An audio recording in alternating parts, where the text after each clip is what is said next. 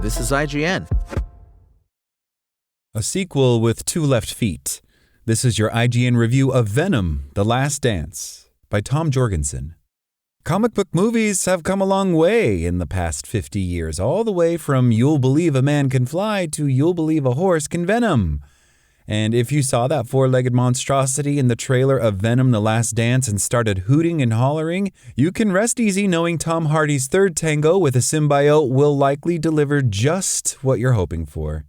The Last Dance tests Hardy's chemistry with himself in a road trip movie that wholly embraces the deeply weird tone established by this Spider-Man without Spider-Man spin-off franchise.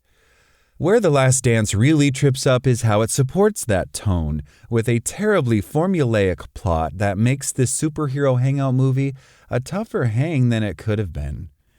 The major draw remains Tom Hardy's dueling forces as Eddie Brock in Venom, and the bickering chemistry the actor has built up with himself through the two films, which is ironic, given the themes of symbiosis in play. With forces both terrestrial and extraterrestrial out to separate Eddie and his symbiote buddy, Hardy plays up the former's addled, paranoid tics and tense physicality harder than ever, and you get the sense that he's constantly on the brink of a breakdown.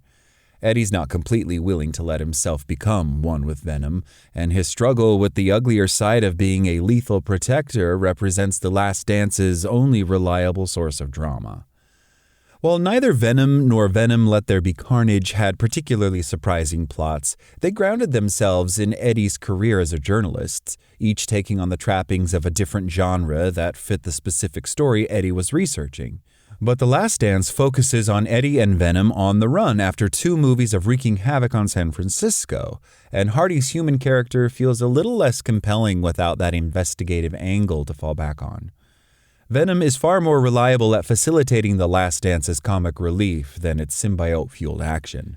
Though the visual effects have improved a lot since the first movie, The Last Dance has little sense of novelty after two outings that saw Venom deploy his tendrils in about as many ways as you could imagine. There's little variety to The Last Dance's rhythm.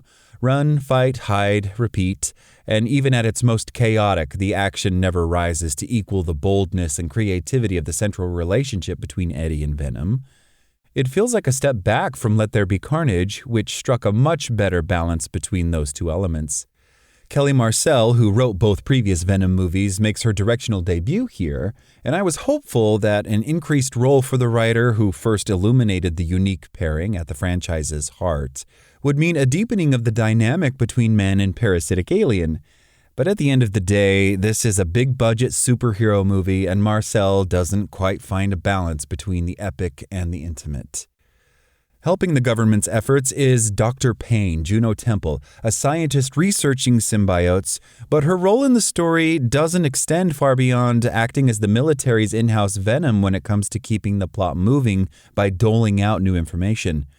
If this is truly The Last Dance, then things end for Venom much as they began, with a mostly boring superhero story occasionally elevated by a jittery Jekyll and Hyde performance from Tom Hardy.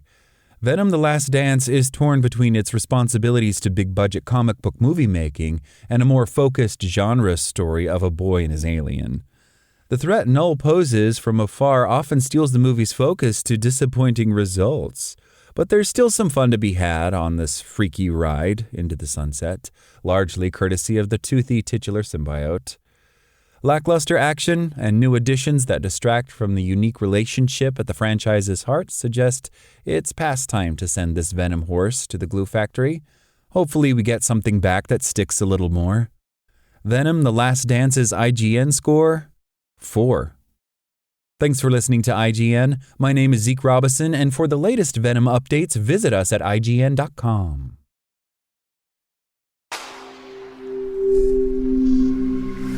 Spoken Layer.